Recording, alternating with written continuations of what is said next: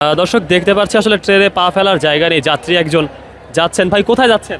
শ্রীপুর, গাজীপুর, শ্রীপুর। জি, জি। ট্রেনে তো পা রাখার জায়গা নেই, কিভাবে যাচ্ছেন? ভাই রাখছি তো, বা দেখেন ভাই, ভোট দেওয়ার জন্য ভাই আমি আশাবাদী ভাই সুষ্ঠু নির্বাচন হবে, গণতন্ত্র ফিরে আসবে ইনশাল্লাহ।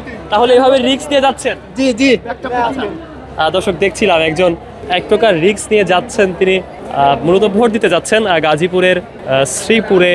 দেখতে পাচ্ছি আমরা ট্রেনে পা রাখার জায়গা নেই, তবুও ভোট দিতে হবে, এবং যেহেতু ভোট দিতে হবে সেহেতু যেতে হবে, এবং সেই লক্ষ্যে আমরা দেখতে পাচ্ছি যে ট্রেনে এক প্রকার ঠেলাঠেলি করে কিন্তু যাচ্ছেন বেশ কিছু যাত্রী। আমরা তো সতর্ক করছি, প্লাস বারবার বলছি যেন রিস্ক নিয়ে না নিয়ে যায়, কিন্তু তারা আমাদের এই সতর্কতা শুনছে না।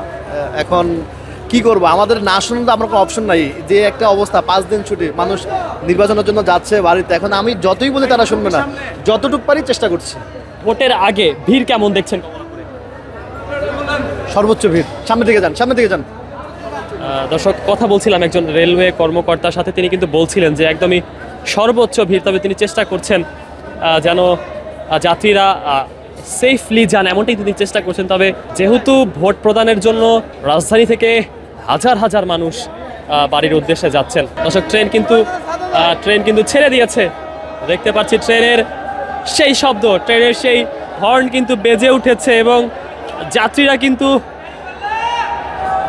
অনেকটাই উচ্ছ্বাসিত এবং বাড়িতে যাবেন এবং ভোট প্রদান করবেন এমনটাই কিন্তু দেখতে পাচ্ছি। তবে ট্রেনে দাঁড়ানোর জায়গা নেই, পা ফেলার জায়গা নেই, এমনটাই কিন্তু দেখতে পাচ্ছি আমি। দর্শক দেখছেন দেশের পত্র ফেসবুক পেজ থেকে, এক প্রকার রিস্ক নিয়ে দাঁড়াতে পারছেন না, তবুও যারা ভোট দিতে হবে